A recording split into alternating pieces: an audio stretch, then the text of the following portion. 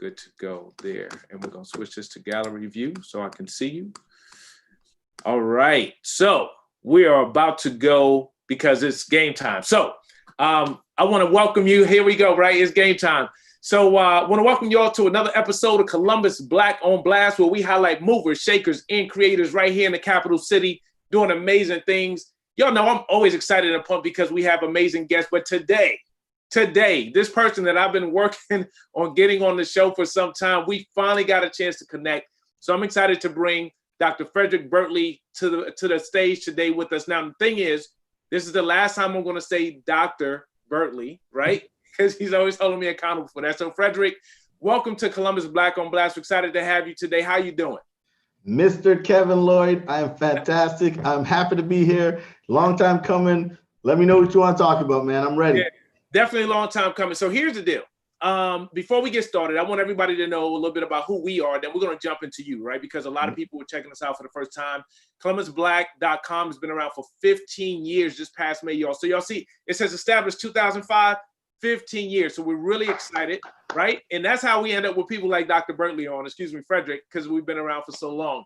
So really, when it comes to providing the community with commerce, the Black community with commerce and culture, access to that, that's what we do, right? Through our online channel, Columbusblack.com. If you've not visited, please visit Columbusblack.com and make sure you subscribe, right? On the right-hand side to our email list. We send out cool information about great people like Dr. Bertley, as well as great organizations like COSI, okay? That's how you stay in the know of the great things that are going on.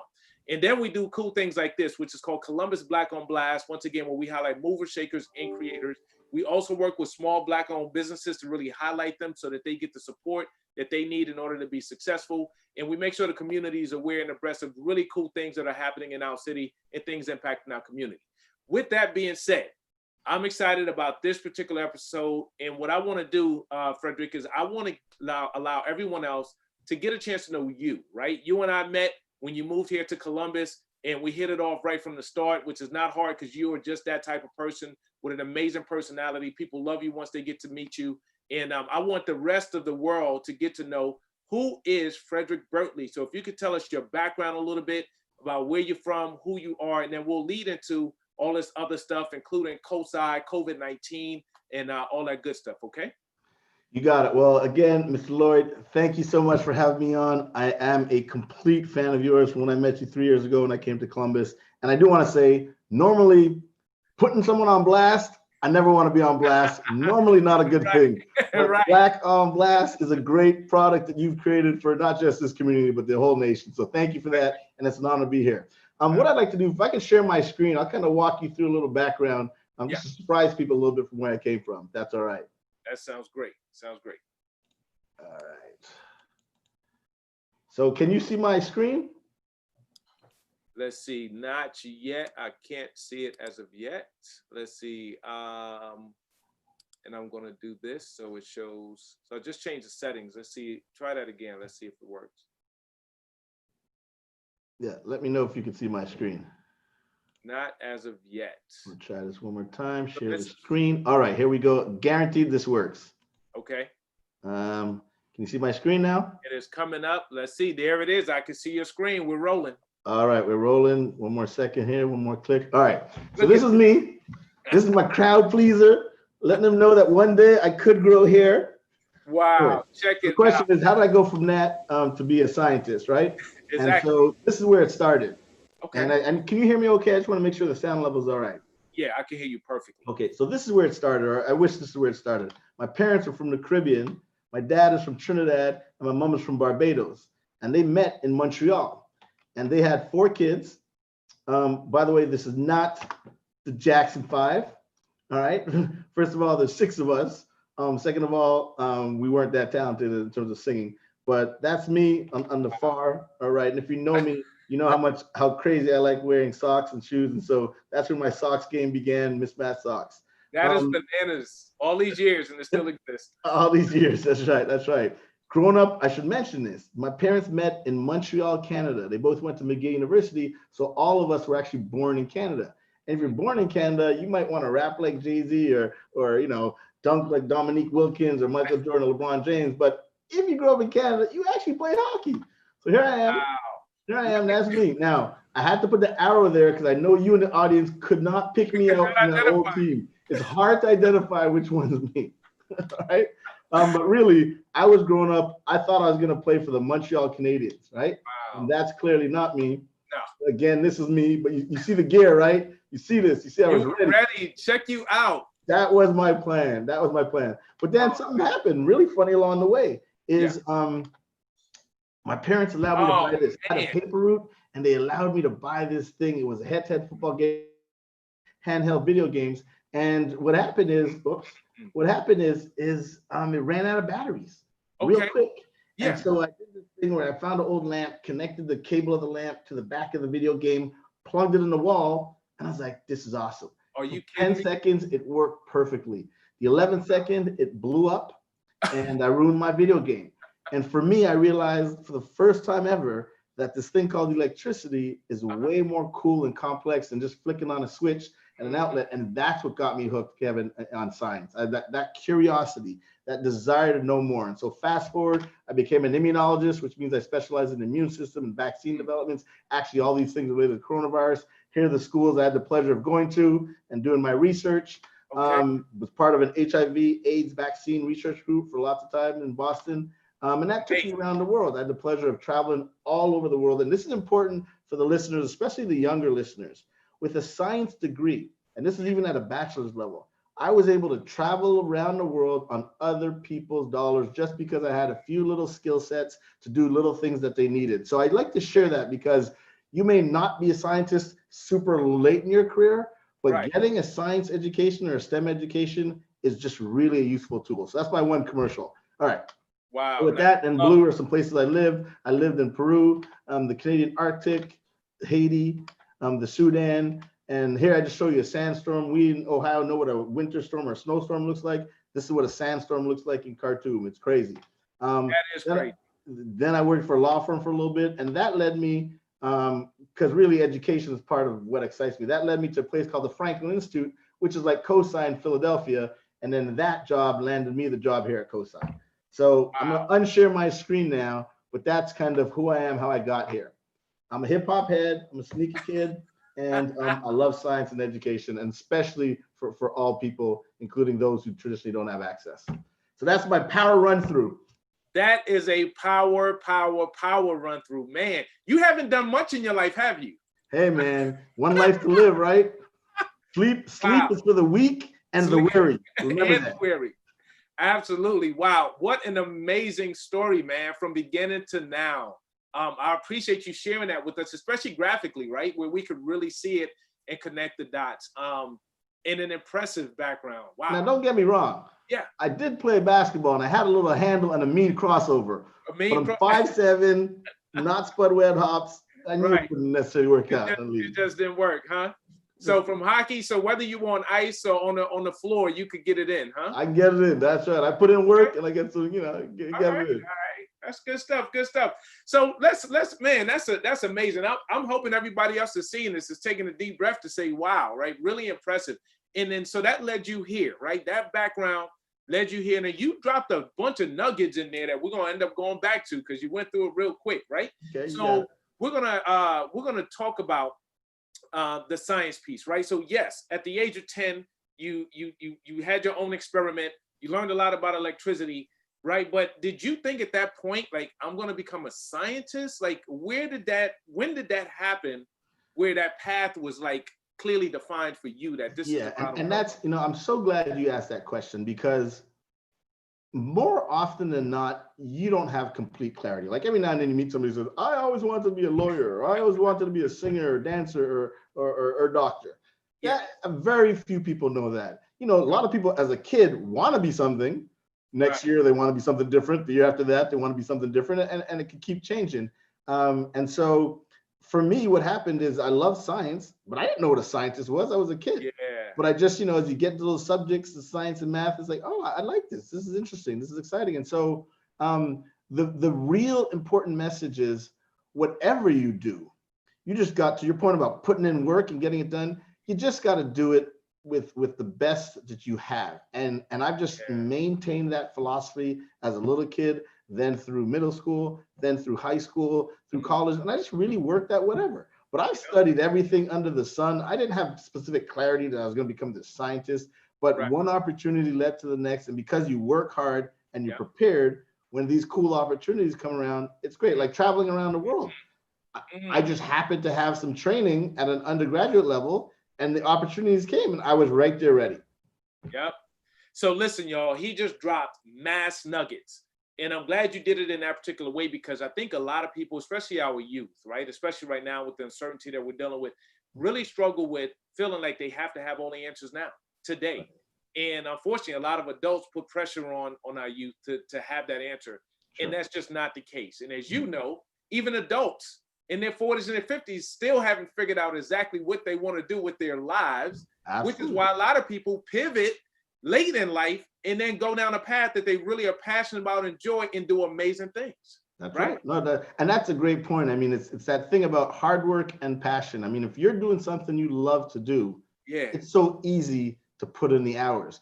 And Malcolm Gladwell will tell you, you put in 10,000 hours in anything, you become an expert. That's right. So it's putting in the work and the things you love, and it makes it easy. Awesome. I love that. And remember, y'all, he mentioned, right, he did all those things and the preparation was there. And when opportunity presented themselves, guess what? He pursued them and continued. And came to Columbus. That's it. Columbus, Ohio. That's right, y'all. He's here. All right. One of the fastest growing cities, the fastest growing city in the Midwest, one of the fastest in the nation. Yep. So stay tuned. Okay. Good stuff. So listen, talking about that, you came here, you ended up at COSI, right? And COSI just had some new some recognition not too long ago, right? Before this whole COVID-19 piece came in. Yep. So why don't you talk to us about your experience well, first of all, what is COSI for those that don't know? Sure. And then what has your experience been like being there as the president and CEO of COSI Columbus? Yeah, well, thanks for those questions. I mean, COSI is a jewel. COSI, C-O-S-I, stands for Center of Science and Industry. And it's the leading, or actually was a top 10 science museum in the country. And of course, it's in Central Ohio, right down by the peninsula. So if you know downtown, you know the skyscrapers, we're right across the river, right there. That's where we are. The recognition you talked about it's just really a humbling honor that your science museum, our science museum, was voted #1 science museum in the country. In the country, y'all. I want to be clear. Voted on, and not by me and Kevin, though our vote counts, but not by us, by USA Today, People's Choice from around the country. USA Today polled people, and our museum, your museum, was voted #1 in these United States of America. That was about 6 weeks before the COVID pandemic hit us. That is so cool. So now we're the #1 science museum that's closed in the country. However, that's right. It will reopen, and we're going to make sure it stays #1, right? So that's something for us to be really excited about. Absolutely. All right. Absolutely. And I mean, what is it? For those of you who haven't been here and you have an open invitation, Bertley at cosi.org. Say you heard me on none other than Columbusblack on Blast, Kevin Miele show. Make sure you know that you heard from me here. But it's a science museum. And the cool thing about the science museum is a lot of people get scared of science. Oh, it's for people in lab coats with thick glasses and pocket protectors. Oh, I'm not a nerd. Listen, you got an iPhone, you love science. You play PlayStation, you love science. You got the baddest new Air Jordans, science put that together. Like whatever you're into, science makes that come alive. And what COSI does is makes the science fun and engaging and accessible. So if you haven't been here recently, come. If you've never been here, definitely come when we open. You got to check it out. Now, so one of the things that I really like about COSI as well is that you all flip it up, right? It's not like, hey, if I come, in January of this year, and I come in July of this year, I'm going to see the exact same thing. You all keep it fresh. So and anything you want to share about what that looks like as far as like the different types of exhibits and the excitement and experiences that people can have? Absolutely. One thing you'll notice when you come to our building, on the right side next to COSI, you're going to see AMNH, which stands for the American Museum of Natural History. Mm-hmm. That's the #1 natural history museum in the world. And they could have partnered with any institution, any country. They picked COSI to do their very first partnership. If you've ever seen the movie Night at the Museum, it was filmed there. They're in New York City. They're massive. They picked COSI to do their very first partnership. So we have dinosaurs and other incredible exhibits that come and travel. And to your point, Kevin, we change it up every 6 months from an exhibit standpoint. we have our favorites like Little Kid Space and the Dinosaurs is a permanent gallery, but then we have other galleries that or other content that travels through our galleries. That's one. But two, we also have really cool programming. Like we have this program called COSA After Dark, which is our 21 plus program. So you can come here if you don't want little kids running around you. You come one Thursday a month, usually the third Thursday when we're open. From 6 to 10, we serve beer, wine, full bar. That helps to get you all in there. But then we have cool, fun science experiences for adults to have a great time. So we really changing it up, providing all these different experiences to make sure that everybody, as we like to say, from the womb to the tomb, COSI's got something for you. That is cool. That is cool. And that is so true. I mean, no matter what age group, you'll have something for them from the womb to the tomb. Love it. Love it. Love it. Well, that's good stuff. So listen, talk about what impact, right? So this coronavirus, right? What, 70 days ago or so, came out of nowhere to a degree, right? You know, there was some rumblings, but in regards to the impact, came out of nowhere. So walk us through like what happened at COSI based off of COVID? Like, what did you all have to do? How are y'all navigating? What do next steps look like? And then we'll get into how we support COSI as well. Sure, you got it. So as you said, 70 or so days ago, Ohio gets crushed by this virus. We closed our doors March 17th out of the safety and for the safety and security of the guests we love to serve and our team members. And of course, everybody else closed as well. So we shut down. However, COSI is not just this physical building, right? We have our lovely building, but we also have a suite of resources that we push out all around science literacy and science education. So even though we closed, we launched something called COSI Connects. It's a free digital space, and we call it a portal into the universe of science. So for all the kids, for example, who were part of closed schools and we're now at home, we had K through 12 programming for free. The parents and teachers can work with the kids. We have all these cool science videos, and you can even do some 3D virtual tours of some of our galleries. So there's just a wealth of information. You can go to cosi.org and then click on COSI Connects. A lot of information just to make sure, even though physically we were closed, we wanted to make sure that the COSI concept and entity was still out there for the people we love. So, you know, that's how it's been. It's definitely been tough on us. I'll tell you, we had to take some drastic measures, and like many other institutions, let go of certain team members. You know, breaks our heart. We're looking forward to opening and finding a way to bring some of them back as best as possible. But it's been tough, just like everywhere else, it's been tough. The good news is, we'll make it through this and we'll open again and look forward to receiving y'all. Absolutely. Absolutely. Look, so here's something that I want to share, right? Is, you know, outside of just being an amazing person with a great background is from a leadership perspective. We appreciate your leadership and how you've led COSI to this point, but then also leading through some significant change as we're dealing with this unprecedented scenario that we're dealing with as well. So we appreciate your leadership. All right. Yep. And not just that part to get through there, but to keep things going, but then to be preparing for next steps. So speaking of that, what do next steps look like? So while we have this virtual way of still staying connected to COSI, right? And now I know that the state is reopening and it's in phases. What does that look like for you all as you're figuring that out and thinking about when people will be able to come and have this amazing experience again?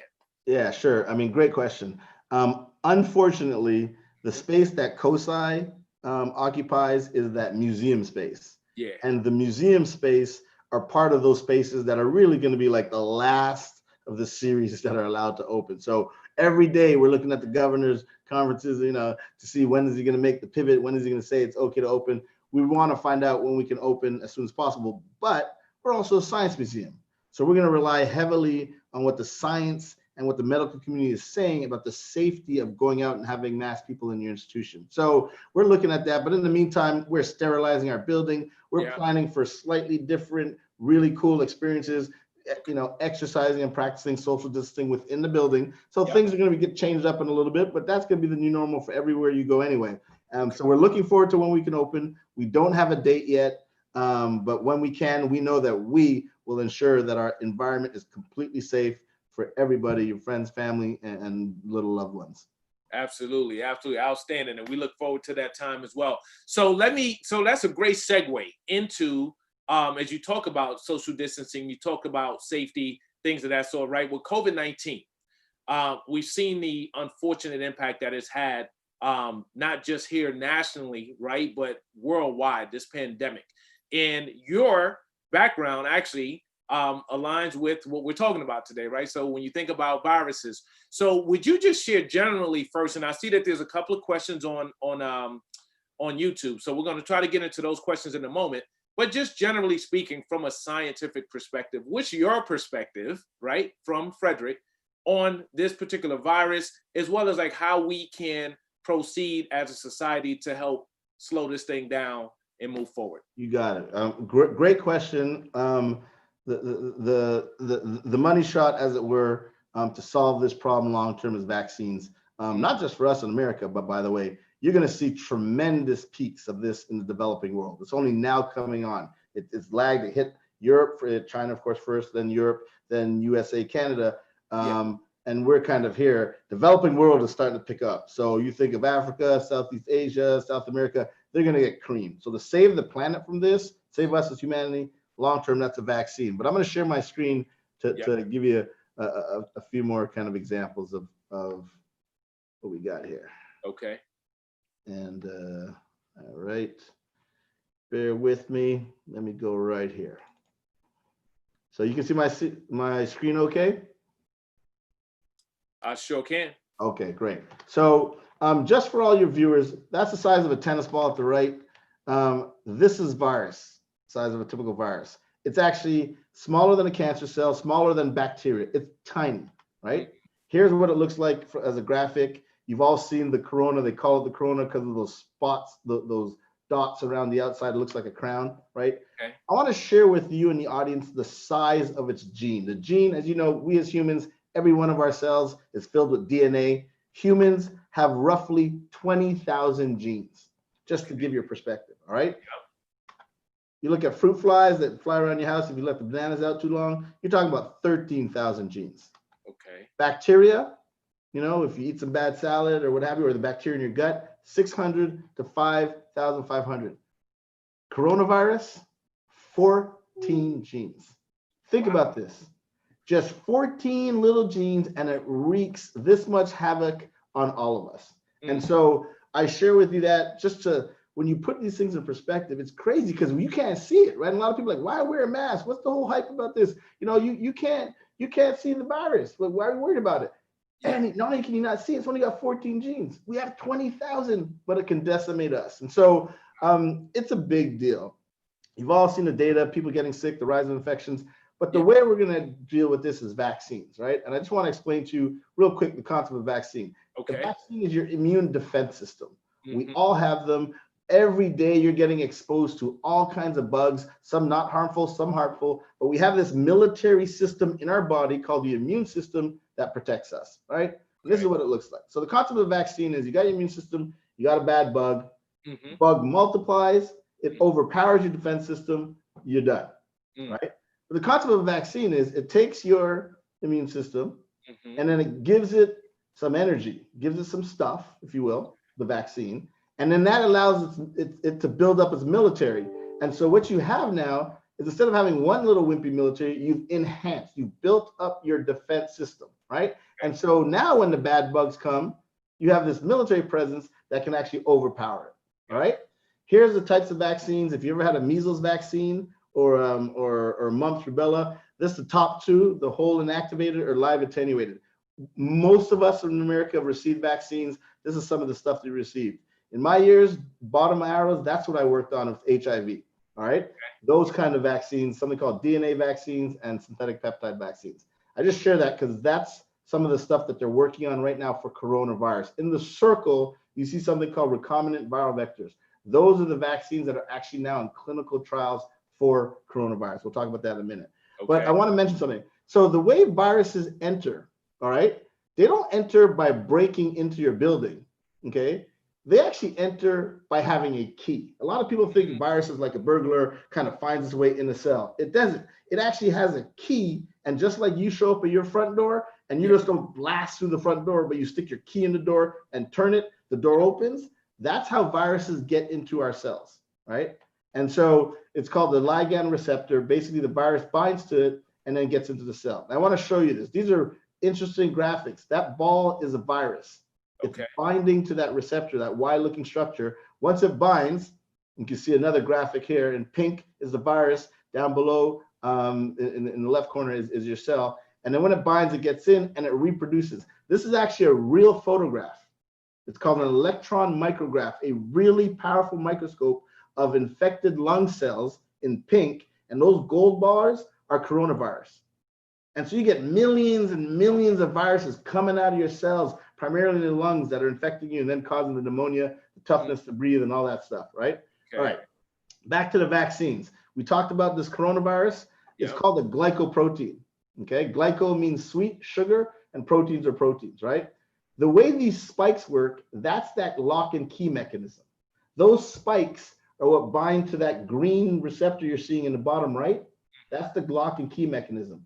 Right? So just to put it into perspective, if you ever had a wet piece of paper on your counter, you know that wet piece of paper can be sticky, right? It's sticky, but it's not super sticky. But then if you have Velcro, you know how sticky that is. Yeah. That's how much the virus sticks to our cells. That's why you get infected so easily if you get exposed to it, because it sticks to you like Velcro and it's so tight, and then it gets inside your cell. Oof. Right? And so what the vaccines are working on that are going to save the planet are blocking that lock and key mechanism to prevent the virus from binding to cell like Velcro and getting inside. All right, so if you stop that, the virus can't get inside your cell, and if the virus can't get inside your cell, it can't reproduce and therefore get to high levels and spread. All right, real quick, how do you come up with a vaccine, which is on everybody's mind? You can't just go in people. You can't do that right away.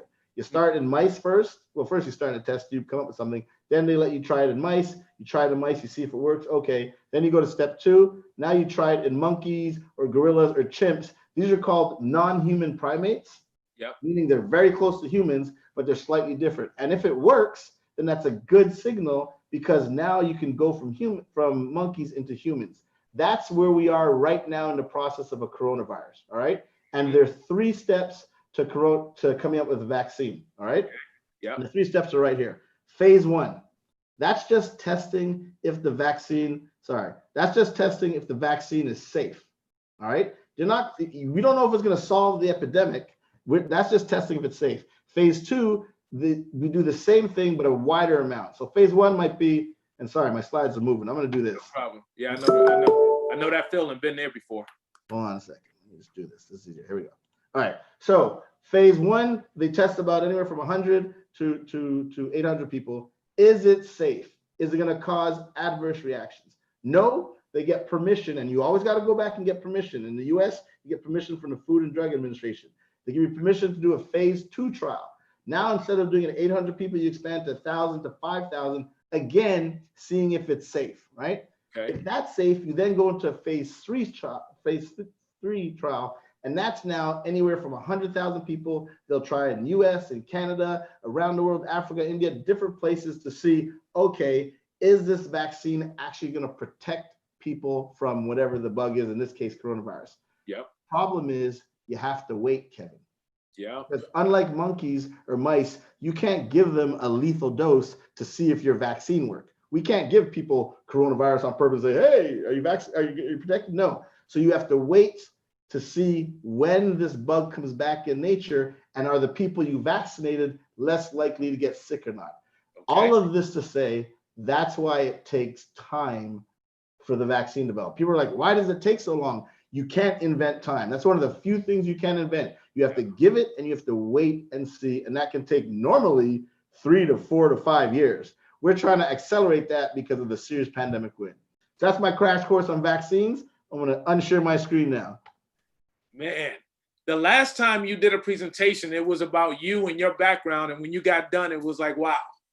Now you do this, and it's like, wow again, right? Whether forwards or backwards, it's still wow. Okay, can I jump in here right now?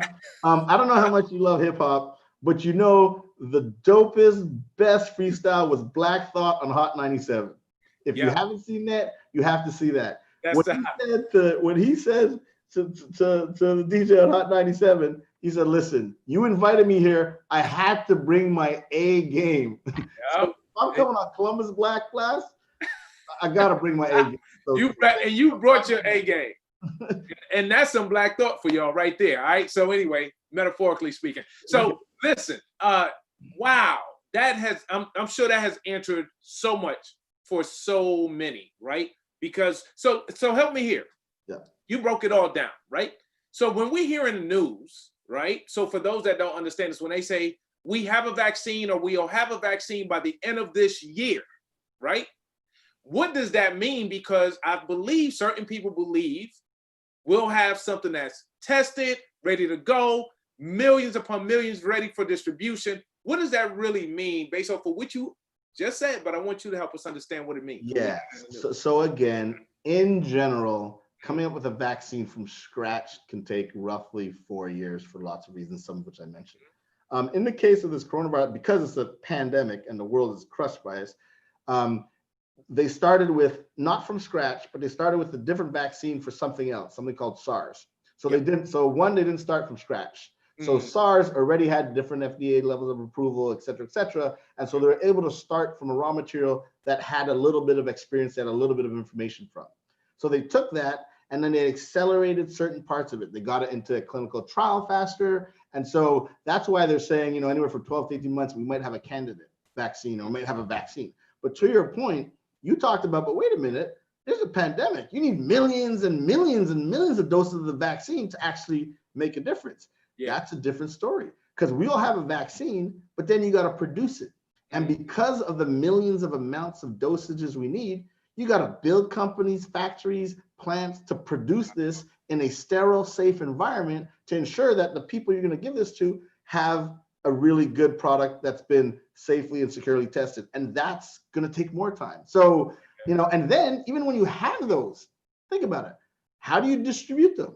You got to give 10 million, 100. I mean, there's 7.7 billion people on the planet. Let's say you got to give 300 million of those people vaccines. That's not easy to do. It's not like Netflix. You just go log on and you watch the movie. You got to physically get that vaccine to the person. You got to physically have a needle, right? Well, you might see needles here and there in a doctor's office, but you've never seen 300 million needles. That's a lot of needles. Yeah. So just the whole process of manufacturing, making them available safe, and getting them to the person, it's a process. So I'll never predict a date. That's not me. I'm not into predicting, but I'm just telling you, it's going to take some time.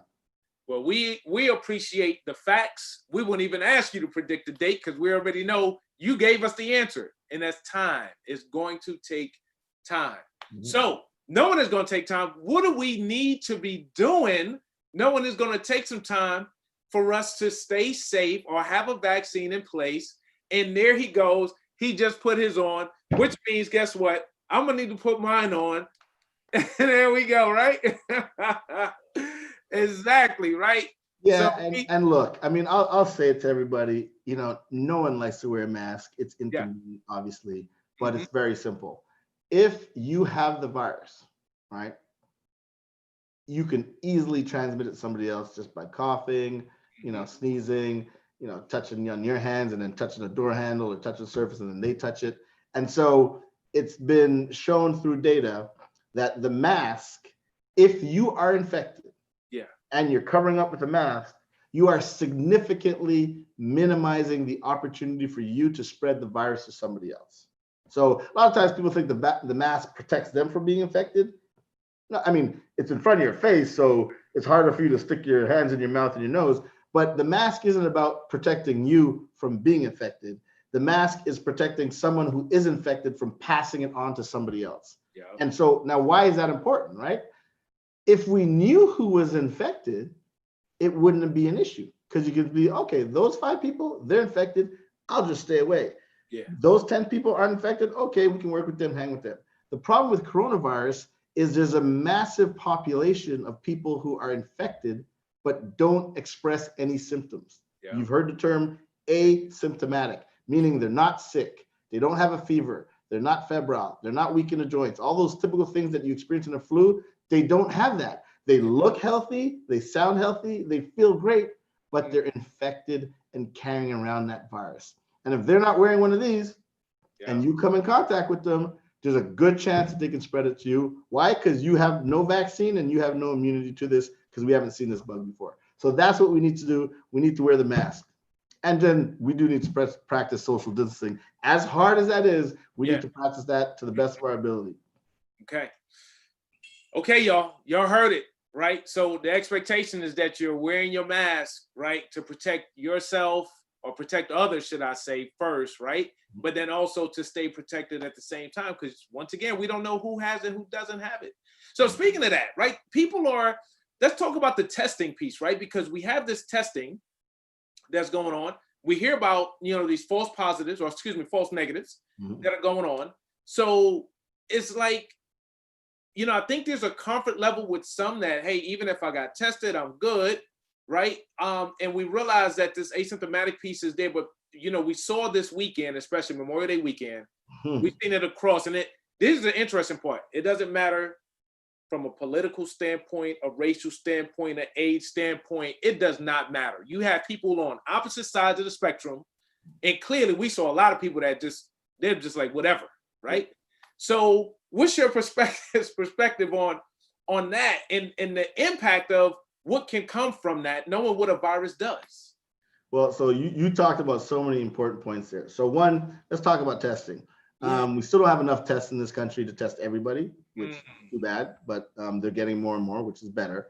But you talked about something like false positives or false negatives. So false positive is you go get tested, you don't really have coronavirus, but for some reason the test lit up and it looks like you had coronavirus. What's worse is you can get tested and they say, nah, you're good. You don't have coronavirus, but you do inside your body. That's called a false negative, right? Both of those are problematic. They don't happen a ton, but they're happening. And one of the reasons why they're happening is this is a new virus, right? And so the tests are working ways out to figure things out. And then, but for anybody who says, I don't need to get tested because of false positives or false negatives, I will say to you, that's like saying, I won't drive in a car because car accidents happen and kill people. Car accidents happen. It's unfortunate. People die in car accidents. But guess what? That doesn't stop you from taking a car ride or driving your own car, because the probability of you having a car accident, hopefully, is usually low. So just because there are false negatives out there, don't poo-poo the system any more than you're still driving your car, even though you've seen people in horrible car accidents. All right. In terms of what we saw over the weekend, and in terms of your point about who gets infected, that's such an important point, because this is called Columbusblack on blast, right? So we're talking primarily the Black community. We as a community have an interesting relationship, to say the least, with the healthcare field. It's not as bad usually as our relationship with the police departments, but we have a mistrust of healthcare in general. A lot of that goes back, you can go way back to slavery, but especially in 1932 with this thing called the Tuskegee experiment. We all know about that, where they had some Black men who had syphilis, they had a treatment for syphilis, but they didn't give it to the Black men because they wanted to see them. See how they can get through. But so we have that anguish. But this is a situation where coronavirus doesn't care if you're rich, doesn't care if you're poor, doesn't care if you're Black, doesn't care if you're white, doesn't care if you're Christian, Jewish, Gentile, Muslim. It can infect you if you get exposed to it. And we've seen this, you can die. And we all heard about the statistics for Black and brown persons, their level of infectivity, et cetera. So when you see something like what happened this weekend on Memorial Day weekend, hey, I'm a social guy. I like my cookouts. I like being out there in the fresh air. But the idea, the audacity of just because we want to get back to normal, you can't ignore the facts.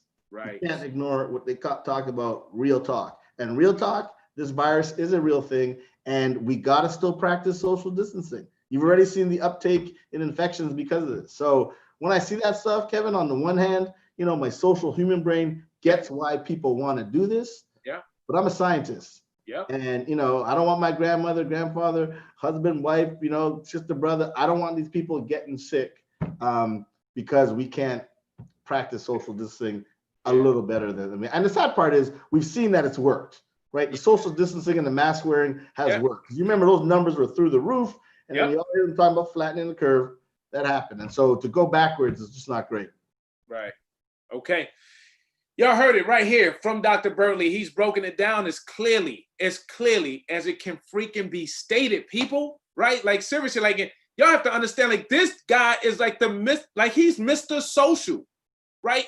And if he can abstain from it and say, no, this is not the right thing to do. I'm sure we all can. We all want to go out. We want to hang out. We want to kick it, but it's just not the right thing to do right now. It's just not. And we need to give ourselves some time. Wear your mask, stay safe. That's as clear as we can say it. All right. So I'll tell you what. As soon as it's safe to kick it, COSI will throw you guys a great party. You just gotta mention Kevin or Columbusblack on blast, and we'll keep the light on for you at COSI when we reopen. You better believe it. When the time comes, guaranteed the biggest and hottest parties y'all can imagine will take place, but it's just not time yet, right? And this is what we do. We do this for a living. We make sure, right? And y'all, I think many of y'all know, I don't have it right here behind me. Oh, many of y'all know, right? I'm the co-founder of Mile, right? Make your life entertaining. That's what we do. We work hard, just like Dr. Bertley and the COSI team, to make your life entertaining. We want you to enjoy life and have fun. This is what we, look at this. Come on, baby. I'm a scientist. Yeah, I skied and played hockey and played basketball, but look at these bad boys. Come on. I'm entertainment like the next person, but we gotta, like EPMD says, we got to chill. We definitely got to chill, right? And that's the hip hop master right there. All right, so check it out. So as we continue to move forward, there are some questions here before we slide into next steps, like with COSI and what we need to do from a society standpoint. Let me see. The first one says, and you kind of broke this down, and this is a big one, and I don't know if you want to go there or not, but it says, Dr. Bertley, how do you think COVID-19 came into existence? Man-made experiment gone bad, or possibly a mutation of an already existing coronavirus? Great question. Short answer is I don't know the exact answer. Okay, that's fair. It's fair to say that there are many possibilities. Everything from, it was indeed a bad bug that jumped from one animal to another animal. And if you think about zoos, they host animals. So it's called zoonotic transfer. And you've heard them talk about it. It was in bats in China. And then it made that leap from bats ultimately into humans. And that happens through mutation. So that's a possibility. Can it be a specific mutated version of another coronavirus? That's absolutely a possibility. Could it be, I think one of the questions was, could it be man-made? Everything today could be man-made. That's a possibility. The way they find these answers, if you want to know a little more detail, the way they find these answers, you have these people called epidemiologists. They literally study the origin of bugs. So bacteria, viruses, parasites, where did they come from? How did they get here? We've seen that with HIV. We've seen that with Ebola. We've seen that with flus. I mean, they've studied this at length. Because this is a new one, we still don't have all the information. In about 5 years, we'll know for sure exactly where it came from. There is some literature that talks about it was mutated from one form or another, but there's so many things that happen that make it difficult to say, well, how exactly did it get into the human? How was it introduced to that first person? What were those circumstances like? So the short answer is I don't have the answer. There are lots of possibilities. If I were gambling, based on the fact that we have SARS and MERS, that this is probably a mutated form of that. And sometimes that can happen. Just like you got your regular flu, right? You take your flu shot this year. Next year, there's a different kind of flu that's right out there that you got to get a flu shot for. Okay. Yep. That's a great question. Thank you. So that's coming from the audience. Another one is, Dr. Bertley, please explain RNA-based vaccines. Okay, great. So great question. I don't have any slides for this, so I'll just talk off the top. As you know, everything that's alive has genetic material in it. So we as humans have genetic material in our cells, and it's called DNA, okay? DNA codes for our genetic material. The way you go from DNA, which is the blueprint of how your body is built, how tall you are, color your skin, the size of your bones, all this stuff is blueprinted in your DNA. How you go from that blueprint to actually having an arm, fingers, eyes, here, in my case, little hair, but you get the idea. The way you go from that DNA blueprint to that is through something called transcription, which goes from DNA to RNA, and then translation, which goes from RNA to proteins. The proteins are the things that make you physical that you can touch. We're all physically a bunch of proteins. The proteins come out of something called RNA, which is the message, the code, if you will, to go from DNA to proteins. All right, fine. So there's people, scientists are figuring out, okay, well, if I know that RNA message, I can use that as a vaccine. All right, without getting too technical, the vaccine works. I showed you some fun pictures, but the vaccine really works by giving you a little bit of whatever that bug is. So if it's measles vaccine, you're getting a little bit of measles. If it's mumps, rubella, chickenpox, tetanus, you're getting either it's a piece of protein or this or that, it could be a toxin. You're getting something from that bug to tickle your immune system, ramp up your immune system, so that if you get exposed to a big dose of it outside in nature, you're protected. Well, you can give a lot of things. Scientists have realized that we can now also give the RNA, because again, that's the message for a piece of protein. So they inject the RNA in you. The RNA goes into your cells. Your cell machinery in the cytoplasm reads the RNA, produces proteins.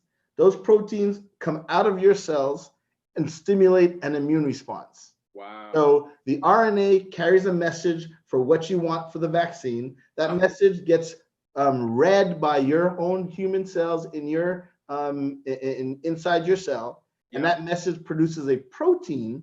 The protein is then expressed outside the cell, and your immune system, that military defense, sees that protein, reacts to it, makes a memory, makes a strong response so that you're protected for the future.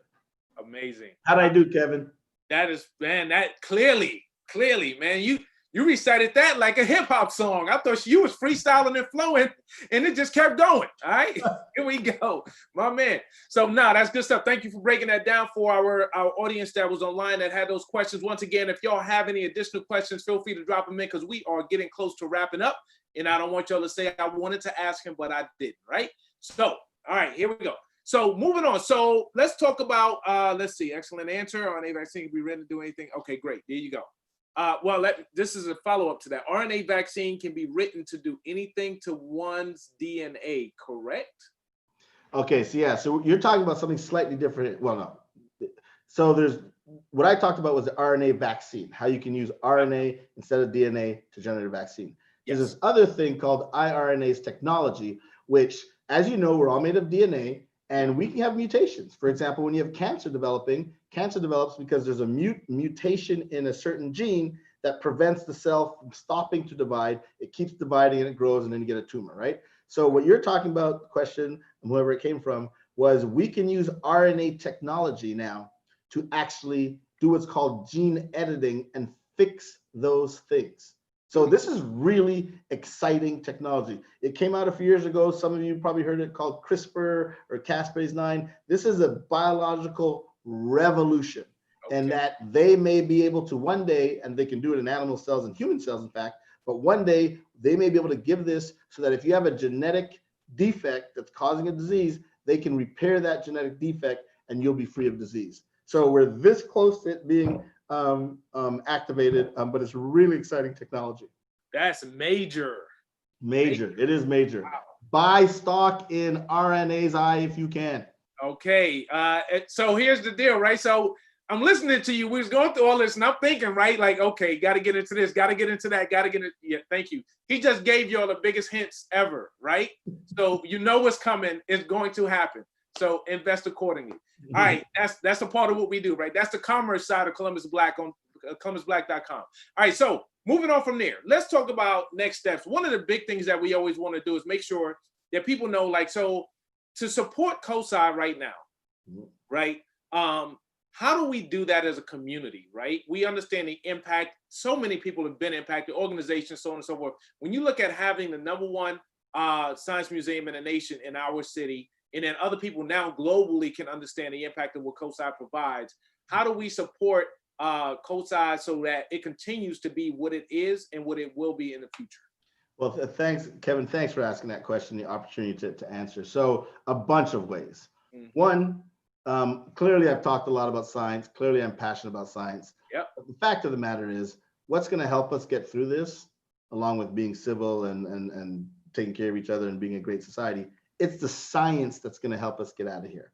It's the science of understanding who's infected, how many people are infected, who's not showing, who's asymptomatic, right? It's the science that's going to help us develop drugs to treat the people who are really sick. And it's the science that are going to help us come up with vaccines to prevent this from happening in the future, right? It's all about science. And so one thing you can do is remember and share with people that COSI, the Center of Science and Industry, your museum in Central Ohio, is a great place to, whether you're learning it online or you're coming in person, it's a great place for you to hear and understand science in a way that makes sense to you. So when you make decisions, you're making them based on your understanding of stuff instead of hearing talking points in the background, but you'd have no idea what's behind it, right? So one, just think about COSI when you think about science as a safe, great place to get your information. Two, if you want to donate, we're a nonprofit, write us a check. No amount is too small. I will take your penny, I will take your nickel, I will take your dime, and I will take your $1 million. Absolutely. So no amount's too small. Three, if you're a member, right, and this is really crazy. If you're a member or if you're not a member, this is good till June 15th, what I'm about to tell you. Okay. You buy a COSI family membership and you get not 1 month extra. Okay. So again, a COSI yearly membership. So you get normally 12 months of the yearly membership. If you visit 2.5 times, you've already paid off for the membership. The rest of the times you come back here, it's free. If you buy your regular family membership that normally gives you 12 months, we're not going to give you an additional month.